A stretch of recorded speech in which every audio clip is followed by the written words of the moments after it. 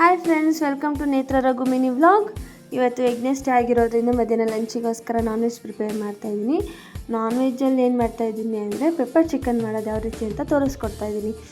ಸಣ್ಣದಾಗಿ ಒಂದು ಈರುಳ್ಳಿ ಮತ್ತು ಒಂದು 4 ಮೆಣಸಿನ್ಕಾಯಿ ಮತ್ತು ಶುಂಠಿ ಬೆಳ್ಳುಳ್ಳಿ ಜಜ್ಜಿಟ್ಕೊಂಡಿರೋದು ಮತ್ತು ಕರಿಬೇವಿನ ಸೊಪ್ಪು, ಕೊತ್ತಂಬರಿ ಸೊಪ್ಪು.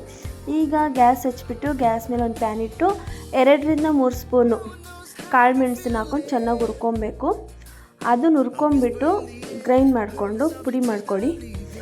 ಪುಡಿ ಮಾಡ್ಕೊಂಡು ನಂತರ ನೆಕ್ಸ್ಟು ಅದನ್ನು ಪಕ್ಕಕ್ಕೆ ಇಟ್ಬಿಟ್ಟು ಅದೇ ಪ್ಯಾನಿಗೆ 1-2 ಸ್ಪೂನ್ ಆಯಿಲ್ ಹಾಕಿ ಅದು ಚೆನ್ನಾಗಿ ಕಾದ್ಮೇಲೆ ನಾವು ಆವಾಗಲೇ ಕಟ್ ಮಾಡಿ ಇಟ್ಕೊಂಡಿರೋಂಥ ಹಸಿಮೆಣಸಿನ್ಕಾಯಿ ಮತ್ತು ಶುಂಠಿ ಬೆಳ್ಳುಳ್ಳಿ ಜಜ್ಜಿಟ್ಕೊಂಡಿದ್ವಲ್ಲ ಅದನ್ನು ಹಾಕ್ಬಿಟ್ಟು ಚೆನ್ನಾಗಿ ರೋಸ್ಟ್ ಮಾಡಿ ಅದಕ್ಕೆ ಈರುಳ್ಳಿ ಹಾಕಿ ತಿರುಗಿಸಿ ಅದು ಚೆನ್ನಾಗಿ ಎಣ್ಣೆ ಬಿಟ್ಕೊಂಡು ಫ್ರೈ ಆದಮೇಲೆ ಲಾಸ್ಟಿಗೆ ಕರಿಬೇವು ಸೊಪ್ಪು ಹಾಕಿದ್ಮೇಲೆ ಅದ್ರ ಜೊತೆಗೆ ಚಿಕನ್ ಹಾಕ್ಬಿಟ್ಟು ಚೆನ್ನಾಗಿ ಚಿಕನ್ ಹಾಕ್ಬಿಟ್ಟು ಒಂದು ತಿರುಗಿಸ್ಬಿಟ್ಟು ಅದಕ್ಕೆ ಅರಿಶಿನ ಪುಡಿ ಮತ್ತು ರುಚಿಗೆ ತಕ್ಕಷ್ಟು ಉಪ್ಪು ಹಾಕಿ ಒಂದು 5ರಿಂದ 10 ನಿಮಿಷ ಮುಚ್ಚಿಟ್ಟು ಚೆನ್ನಾಗಿ ಅದು ಬಾಯ್ಲ್ ಆಗಿ ಅದ್ರ ನೀರೆಲ್ಲ ಬಿಟ್ಕೊಂಡಿರುತ್ತೆ.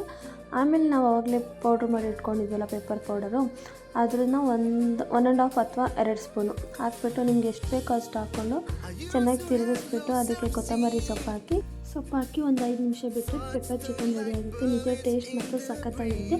ಒಂದ್ಸತಿ ಟ್ರೈ ಮಾಡಿ ನೋಡಿ. ಇಷ್ಟ ಆದರೆ ಲೈಕ್ ಮಾಡಿ, ಶೇರ್ ಮಾಡಿ, ಕಮೆಂಟ್ ಮಾಡಿ. ಮಧ್ಯಾಹ್ನ ಲಂಚ್ ಹೇಗಿತ್ತು? Thank you so much for watching.